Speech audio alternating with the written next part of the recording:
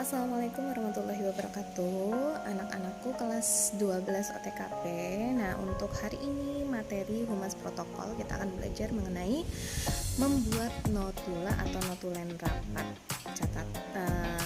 Kemarin kan Ibu sudah ngasih soal ya mengenai notulen sama notulis. Nah, apa itu notulen? Notulen atau notula itu adalah catatan rangkuman hasil rapat.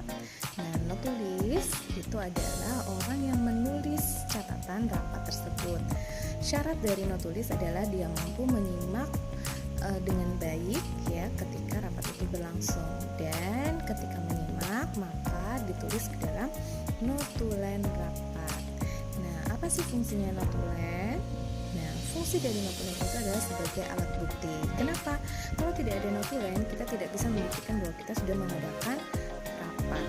Nah, terus fungsi kedua adalah sebagai sumber informasi bagi peserta yang tidak dapat hadir. Jadi, ketika rapat itu mungkin tidak wajib atau ada yang berhalangan hadir, nah dengan notulen rapat kita bisa memberitahu dia bahwa hasil rapat pada saat itu adalah seperti misalkan kita ada yang tidak hadir.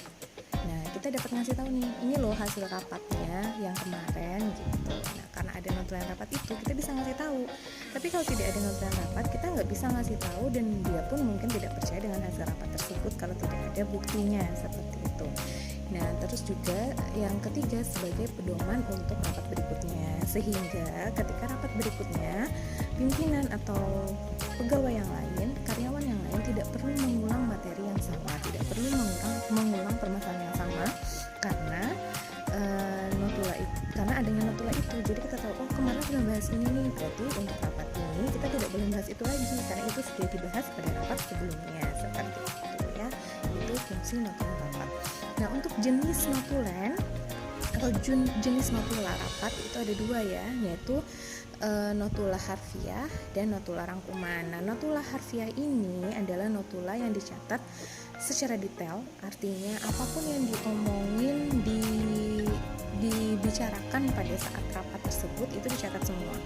Pimpinan, titik 2, terus omongan pimpinan itu ditulis semua.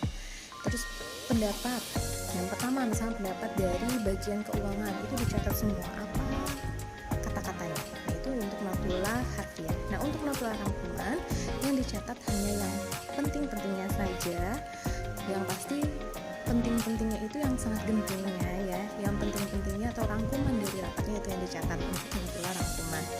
Oke.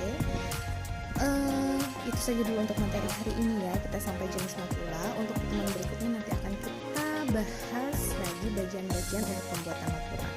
Baik, demikian untuk pertemuan kita hari ini. Semoga kalian paham. Jika tidak paham, silahkan tanyakan. Wassalamualaikum warahmatullahi wabarakatuh.